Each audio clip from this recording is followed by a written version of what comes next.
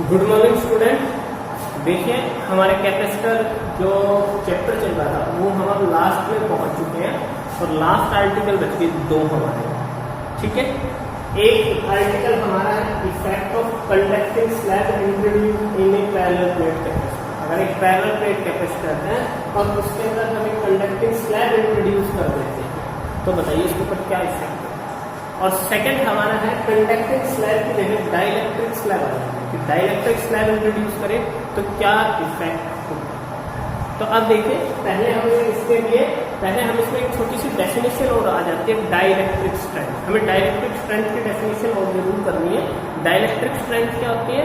It is the maximum strength of A dielectric which does not loss it's insulating property. यानी कि dielectric की maximum strength है जो electric field को क्या काम कर सकती है, अपोज कर सकती है और अपनी क्या नहीं करे, उसको रोके रख सकती है, अपनी इंसुलेटिंग प्रॉपर्टी को क्या नहीं करे, लॉस ना करे।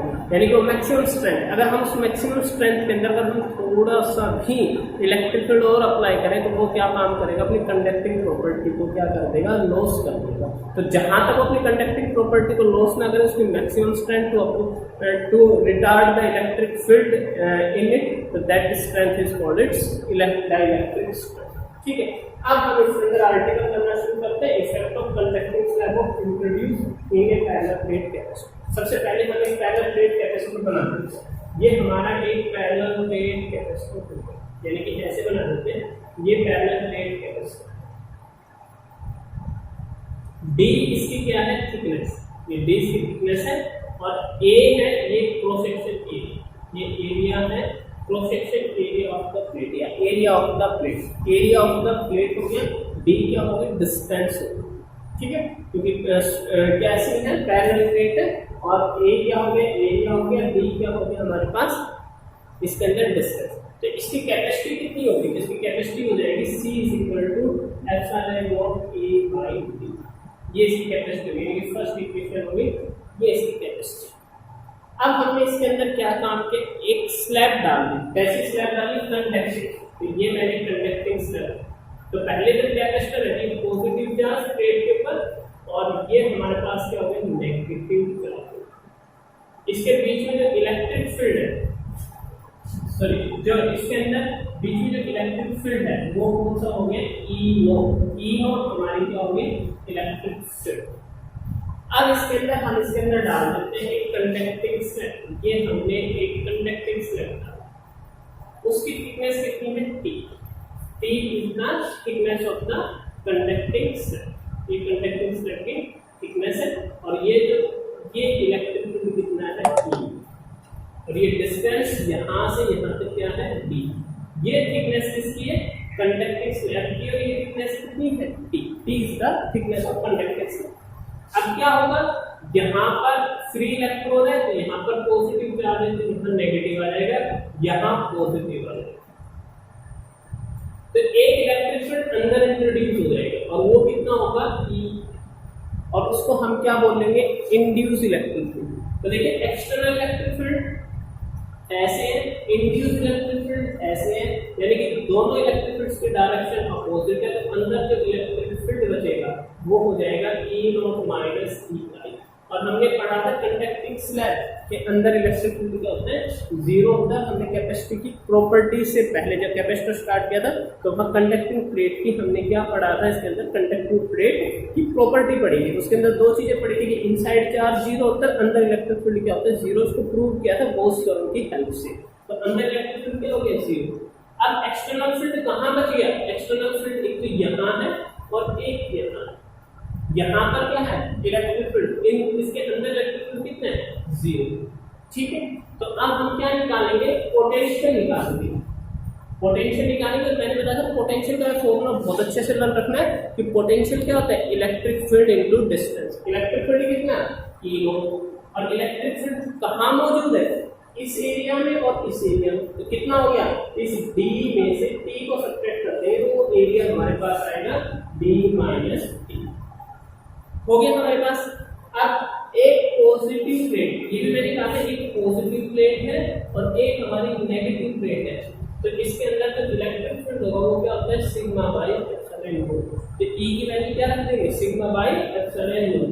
तो E is equal to sigma by epsilon not D minus T, और sigma is known as Q by A. तो सिग्मा को हम क्या लिख देंगे, क्यू बाई ए। सिग्मा को हम क्या लिख सकते हैं, क्यू बाई ए। हमने सिग्मा लिखा और सिग्मा जगह क्यू बाई ए। ठीक है, अब हमें कैपेसिटर की डेफिनेशन याद आनी चाहिए। C इज इक्वल टू क्या होता है, Q बाई V। तो ये V की वैल्यू आप यहाँ इंट्रोड्यूस करते हैं। C is equal to Q by V, V की वैल्यू इंट्रोड्यूस कर दीजिए। तो C is equal to, C किसके इक्वल आ जाएगा, C आ जाएगा, C आ जाएगा इसके अंदर Q बाई।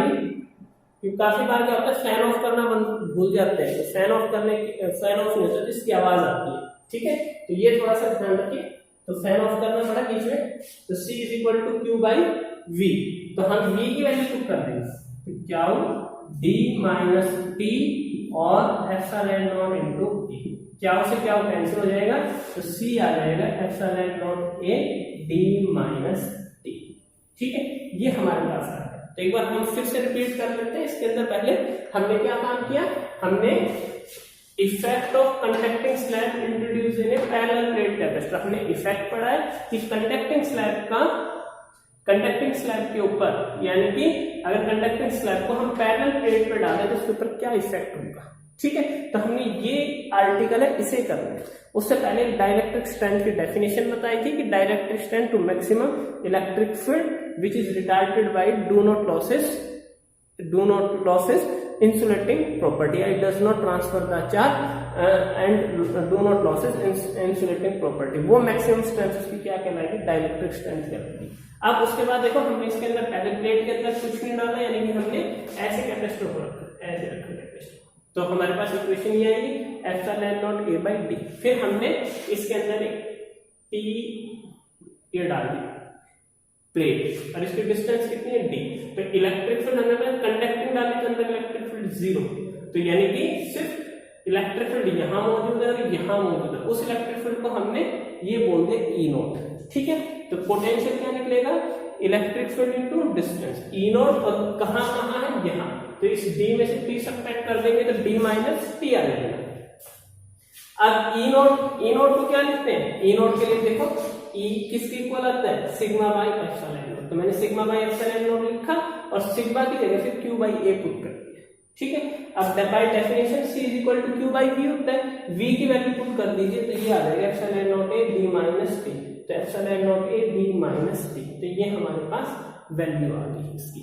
ठीक है, अब क्या होगा कि ये वैल्यू इससे बड़ी है, ये वाली वैल्यू इससे क्या है, ज्यादा है। तो अगर ये वाली वैल्यू इससे ज्यादा है तो इसका मतलब अगर हम एक कंडक्टिंग स्लैब डालते हैं तो कैपेसिटी क्या हो जाती है, इंक्रीज हो जाती है। अब इसका एक स्पेशल केस है।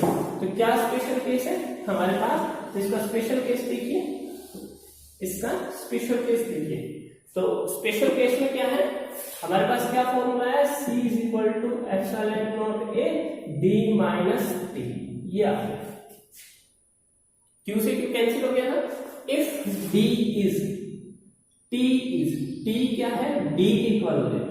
T किसके इक्वल हो जाए, D के। तो D की जगह हम D पुट कर देंगे यहाँ पर ये वैल्यू। तो C किसके इक्वल हो जाएगा, 0, यानी कि इंफिनिटी हो जाएगी इसकी कैपेसिटी। तो स्पेशल केस ये ध्यान रखना है इसका, ये इसका स्पेशल केस है।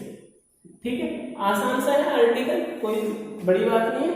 D minus T C is equal to epsilon not. तो ये हमने आर्टिकल कर लिया, effect of conducting slab introduce a parallel plate capacitor.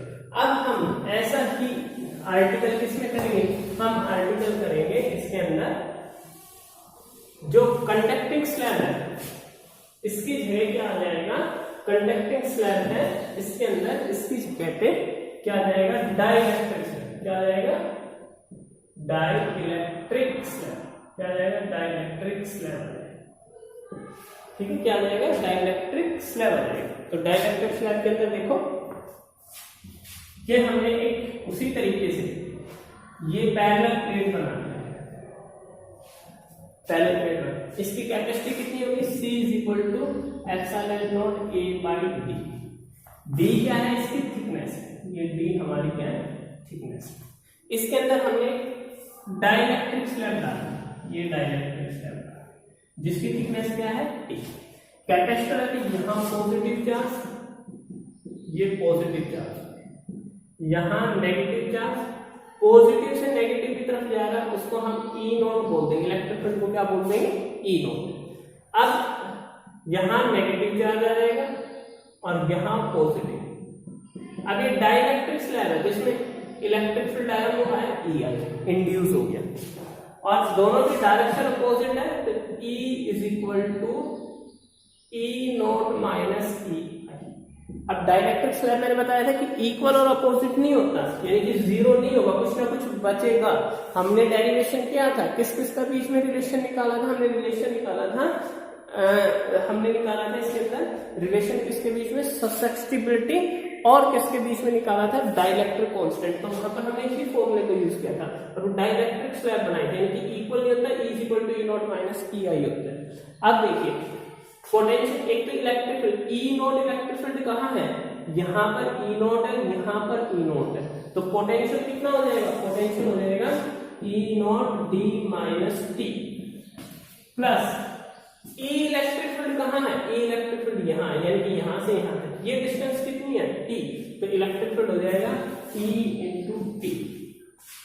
अब देखो हमने पढ़ा था E नॉट बाई ई किसके इक्वल होता है, के, तो E नॉट बाई के किसके इक्वल हो जाएगा, E के। तो हम E की वैल्यू यहाँ पुट करते हैं, तो यहाँ E की वैल्यू पुट कर दें, तो E naught D minus T plus E naught by k into T. E naught common ले लें, तो E नॉट कॉमन ले लिया, D minus T plus T by k, ये हो हमारे पास।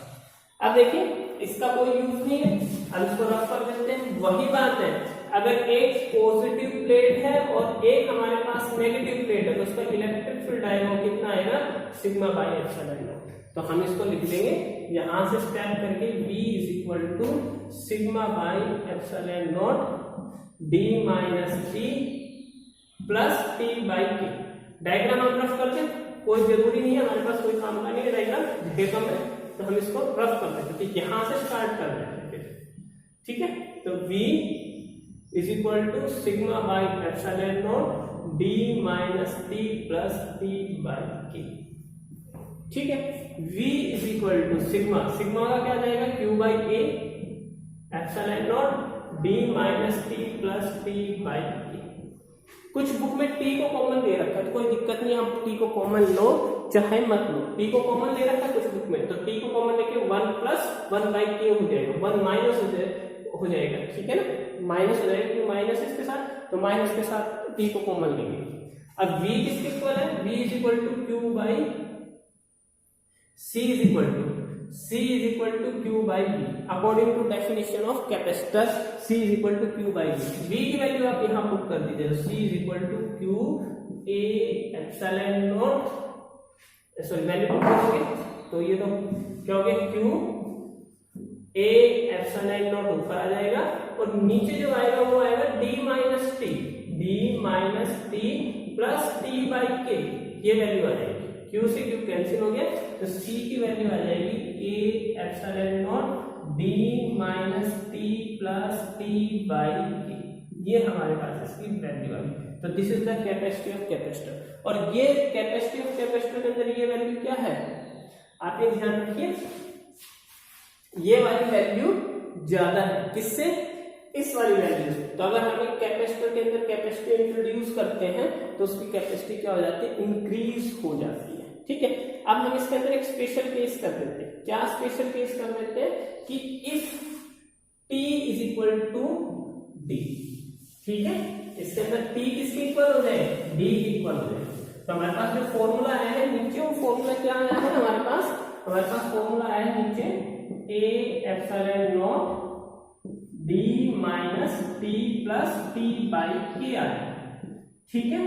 अब स्पेशल केस में क्या है, स्पेशल केस में देखिए, special case D is equal to T, यानी कि T की वैल्यू D हो जाए, तो अब हम पुट कर दें, ठीक है, हम वैल्यू पुट करें, तो पुट करेंगे तो C is equal to A epsilon naught T minus sorry D put करेंगे, D minus D plus D by के, ठीक है, ये हो गया। डी से डी कैंसिल, तो क्या हो गया, C is equal to A epsilon not D by K, तो this is equal to C K A epsilon naught by D, हो गया, K A epsilon naught by D. और इसको क्या बोलेंगे, दिस इज C नॉट, यहां से देखिए इसको C नॉट लिखते हैं, this is not C not, तो C इज इक्वल टू के C नॉट, ठीक है, ए है तो C नॉट यूज कर देंगे, C नॉट के C नॉट। तो यहाँ आके हमारे ये वाला कैपेसिटर का चैप्टर खत्म हो जाता है। दो हमारे क्या है आर्टिकल थे, डाइलेक्ट्रिक स्लैब डालना और एक क्या था कंडक्टिंग स्लैब, और इफेक्ट पूछना था। तो डाइलेक्ट्रिक डालते हैं तो के टाइम्स इंक्रीज होता है, और हम कंडक्टिंग डालते हैं तो स्लैब के अंदर इंक्रीज जरूर होता है, ठीक है, कंडक्टिंग स्लैब पर, डाइलेक्ट्रिक में ज्यादा इंट्रोड्यूस होता है। Thank you.